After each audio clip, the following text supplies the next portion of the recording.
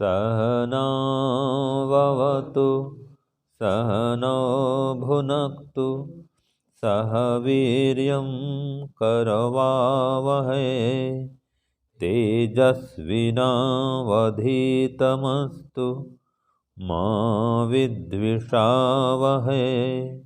ओम शांति शांति शांति। हे ईश्वर, हम यह पठन पाठन आपको प्राप्त करने और कराने के लिए साधन के रूप में करने जा रहे हैं। इस कर्म को और इसके कर्म फल को भी आपको अर्पित करते हैं। ओम शांति शांति शांति। सबको सादर नमस्ते। तो हमारा वैशेषिक दर्शन का पाठ चल रहा है। प्रथम अध्याय का प्रथम आहनिक हम पढ़ रहे हैं। सूत्र 20 तक का हमने पाठ पढ़ा था, है ना। इसमें गुण और कर्म के विषय में हम जान रहे थे। जैसे कि सूत्र 19 में क्या था, उभय था गुण, है ना। गुण दोनों प्रकार का होता है, अर्थात कैसा होता है, दोनों प्रकार का होता है, मतलब द्रव्य गुण कर्म का कारण होता भी है और नहीं भी होता है। क्या लिखे थे? हाँ, द्रव्य गुण कर्म का एक कारण होता भी है और नहीं भी होता है। दोनों प्रकार की बातें हैं, इसलिए कहा उभय था गुण। और फिर 20 नंबर में क्या आ गया, कर्म। कर्म कैसा होता है, तो संयोग विभाग और वेग, इन तीन गुणों का कारण कर्म होता है। ठीक है ना। तो ये असमवायिक कारण होता है, ये मुख्य बात है। ठीक है जी। तो ये कर्म का स्वरूप हो गया और गुण का स्वरूप हो गया। यहाँ तक हमने पढ़ा था। अब आगे आ रहा है सूत्र 21 और 22, ये दोनों इकट्ठा है जी। सूत्र 21 और 22 को इकट्ठा कर देंगे। सूत्र क्या है, न द्रव्यानाम कर्म, ये 21 है, और व्यतिरेकात ये 22 है। तो दोनों सूत्र चिपका हुआ है। ठीक है, इसका इकट्ठा सूत्रार्थ होगा, इकट्ठा प्रश्न होगा। तो प्रश्न लिखिए 21-22। कर्म द्रव्यों का असमवायिक कारण क्यों नहीं होता? हाँ, कर्म द्रव्यों का असमवायिक कारण क्यों नहीं होता?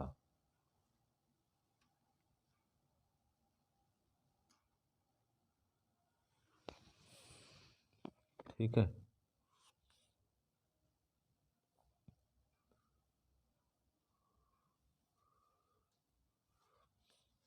जैसे पढ़े थे ना ऊपर में 20 में कि संयोग विभाग और वेग, इन तीन गुणों का वो असमवाय कारण होता है कर्म, लेकिन द्रव्यों का असमवाय कारण नहीं होता। क्यों नहीं होता, ये प्रश्न आ रहा है सूत्र 21 और 22 में। तो कहा न द्रव्यानाम कर्म 21 में सूत्र में, और 22 में कहा व्यतिरेकात, ये उत्तर हो गया संस्कृत में। अब इसका हिंदी में अर्थ लिखिए। उत्तर 21 और 22, सूत्रार्थ 21 और 22 लिखिए। कर्म द्रव्यों का असमवाय कारण नहीं होता। कर्म द्रव्यों का असमवाय कारण नहीं होता। ये सूत्र 21 है, इसका अर्थ इतना तक है ना। अब क्योंकि ये 22 आया, क्योंकि यहाँ तक सूत्र 21 का अर्थ हो गया जी कि कर्म द्रव्यों का असमवाय कारण नहीं होता, क्योंकि ये सूत्र 22 का अर्थ आ जाएगा। क्योंकि द्रव्यों के साथ कर्म का संबंध न होने से, क्योंकि द्रव्यों के साथ कर्म का संबंध न होने से। ये हो गया सूत्र 21 और 22।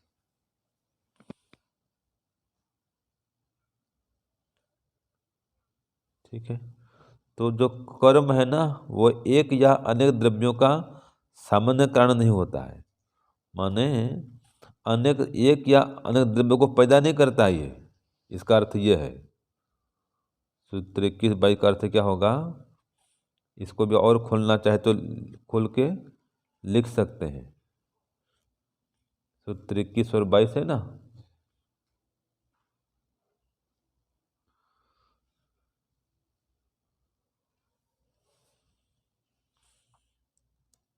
क्या होगा कि कर्म एक या अनेक द्रव्य को पैदा नहीं करता है, ये हो उसका अर्थ हो जाएगा। ब्रैकेट में चाहे तो लिख सकते हैं, ब्रैकेट में लिख दीजिए अथवा कर दो। ये सूत्रार्थ एक हो गया ना, पहले जो लिखे थे। अब दूसरा भी इसका और भी हो रहा है, ब्रैकेट में लिख दो। कर्म, दो अर्थ हो जाएंगे इसके, ठीक है ना। कर्म एक या अनेक द्रव्यों का सामान्य कारण नहीं होता। कर्म एक या अनेक द्रव्यों का सामान्य कारण नहीं होता, अर्थात हाँ,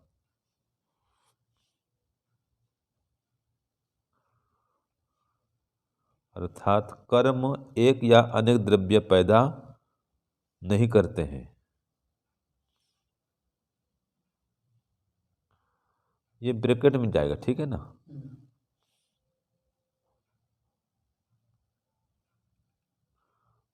परंपरा से द्रव्य का कारण होते हुए भी असंबद्ध होने से,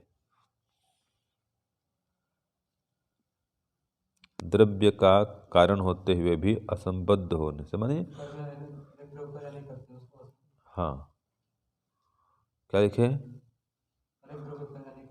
पैदा नहीं करते हैं।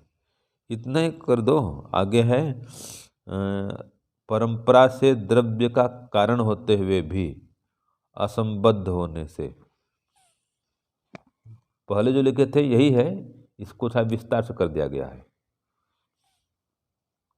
तो देखो इसमें सार क्या निकला, जो कर्म है ना वो अनेक द्रव्य को पैदा नहीं करता है। कैसे पैदा करेगा, वो कारण है ही नहीं।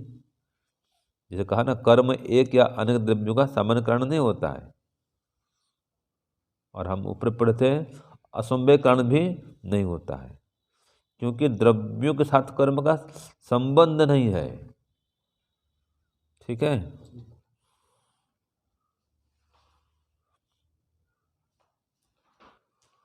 तो ये है मुख्य बात। तो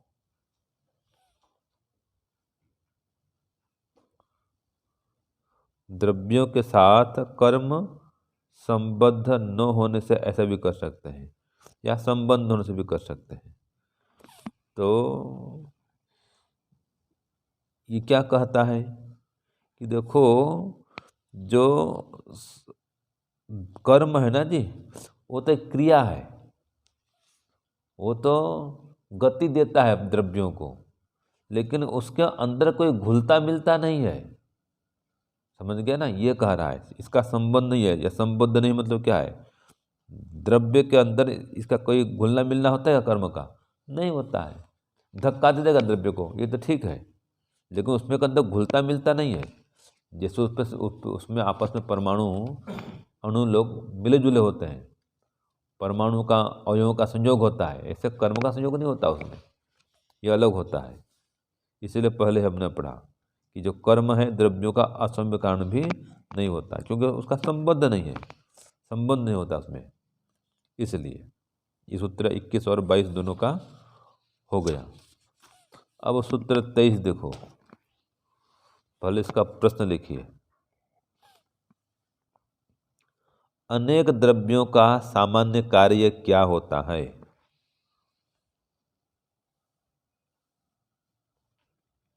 अनेक द्रव्यों का सामान्य कार्य क्या होता है?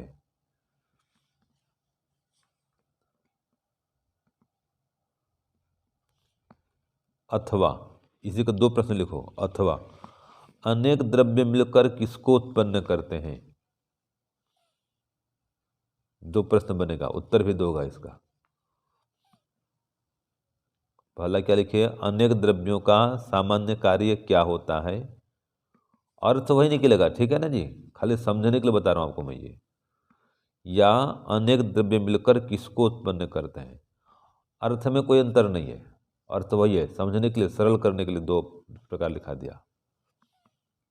अब इसका उत्तर है सूत्र 23 में, द्रव्यानाम द्रव्यम कार्यम सामान्यम, द्रव्यानाम द्रव्यम कार्यम सामान्यम। अब इसका हिंदी में लिखिए उत्तर, सूत्र 23, सूत्रार्थ 23 लिखो। दो अथवा दो से अधिक द्रव्यों का,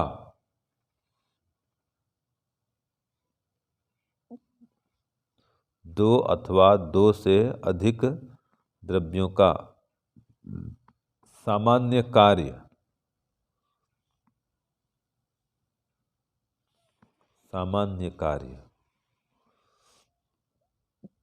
दो अथवा दो से अधिक द्रव्यों का सामान्य कार्य, एक द्रव्य होता है,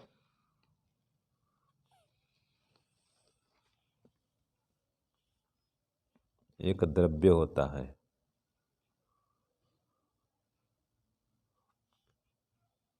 अर्थात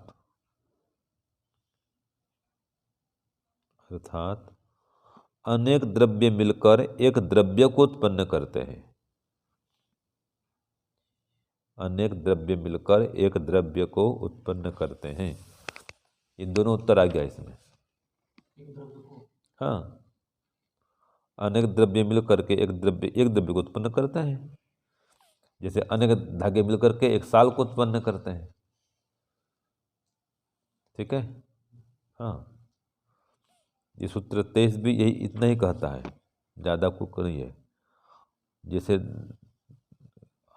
आप देखते हैं लोटा, लोटा देखते हैं, लोटा के दो भाग होते हैं, एक ऊपर का ढक्कन होता है, एक नीचे बीच में जुड़ा होता है गेंद, एक नीचे होता है ऊपर का होता है, दो को मिला के गेंद बन जाता है, दो टुकड़ा होता है। लोटा भी दो, भले नीचे एक कटोरी है, नीचे क्या होता है, एक कटोरी होता है, ऊपर में एक उसका मुंह वाला होता है, दोनों को बांधते हैं, तार से बांधते हैं, फिर उसमें कोई माल मसाला लगाते हैं, फिर इसको जोड़ते हैं, फैक्ट्री देखा हूँ, फैक्ट्री में इसका जोड़ते हैं, फिर जब जुड़ जाएगा फिर ग्राइंडर करते हैं, फिर छिलते हैं, और फिर बाद में मशीन में उसको चमकाते हैं, वफ करते हैं उसको बोलते हैं, तब लोटा चमकता है, तब होता है, दो भाग से एक बनता है वो, ठीक है जी। लोटा ऐसा होता है, फैक्ट्री में देखा मैंने। तो ये भी करा है, जो दो अथवा अनेक द्रव्य मिलकर के एक द्रव्य को उत्पन्न करते हैं, वो कारण द्रव्य होते हैं, ये कार्य द्रव्य होता है। अनेक कारण द्रव्य मिलकर के एक कार्य द्रव्य को उत्पन्न करते हैं। ये सूत्र 23 हो गया। अब आज का अंतिम लिखिए, सूत्र 24 का प्रश्न लिखिए। क्या अनेक कर्म मिलकर,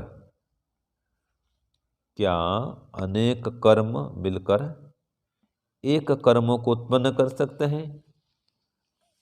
क्या अनेक कर्म मिलकर एक कर्म को उत्पन्न कर सकते हैं?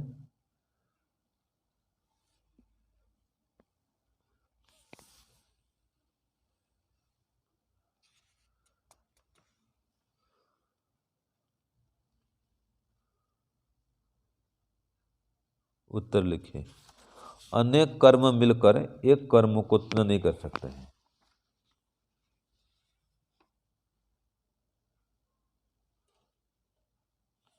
अनेक कर्म मिलकर एक कर्म को उत्पन्न नहीं कर सकते हैं।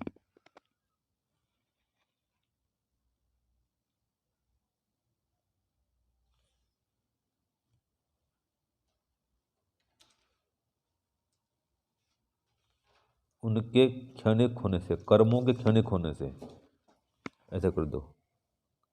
अनेक कर्म मिलकर के एक कर्म को उत्पन्न नहीं करते हैं, कर्मों के क्षणिक होने से।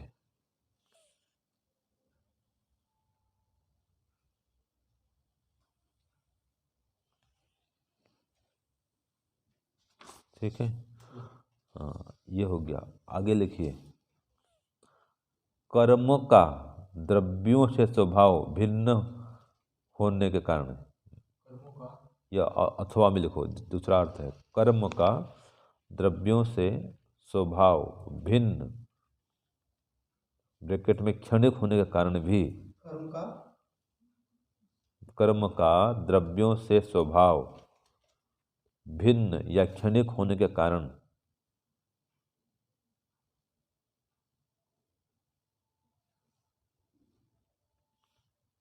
अनेक कर्मों से एक कर्म उत्पन्न नहीं हो सकता है।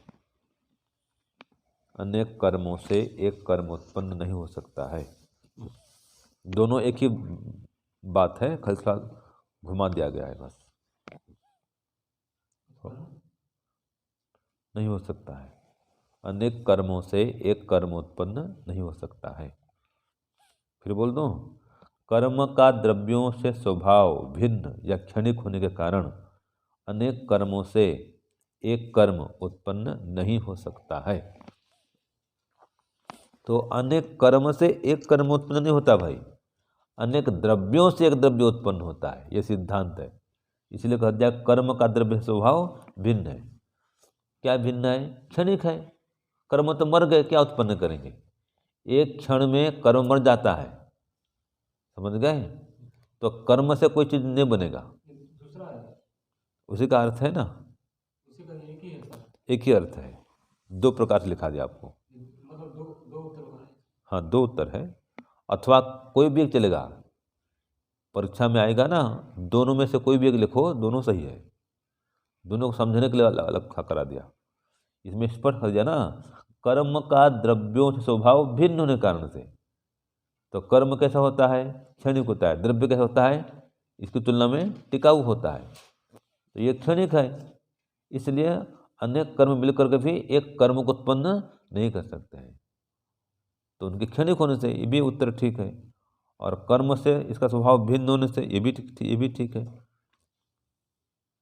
ठीक है, चलो ये आपका हो गया।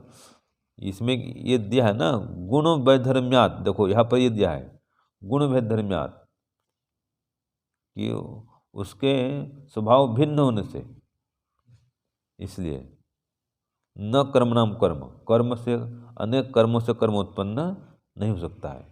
ये सूत्र 24 में स्पष्ट हो गया आपका। तो यही बात भाष्य में कहा है कि कर्म कर्म साध्यम न विद्यते। एक कर्म दूसरे कर्म को उत्पन्न नहीं कर सकता है, क्योंकि वो एक क्षण में मर जाता है। इसलिए अनेक कर्मों से भी एक कर्म उत्पन्न नहीं होगा। हाँ, अनेक द्रव्यों से एक द्रव्य उत्पन्न होता है, ठीक है, और अनेक कर्मों से एक कर्म उत्पन्न नहीं होता है। क्यों नहीं होता है? क्योंकि इसकी भिन्नता है, स्वभाव भिन्न भिन्न है। द्रव्य तो स्थायी होता है, टिकता है, और कर्म एक क्षण में नष्ट हो जाता है। तो ये स्वभाव में भिन्नता है, क्षणिकता है। इसलिए अनेक कर्मों से मिलकर के एक कर्म उत्पन्न नहीं हो सकता है। ये सूत्र 24 में आपको बता दिया गया है। तो आज का पाठ यहाँ पर सूत्रार्थ का पूरा हुआ।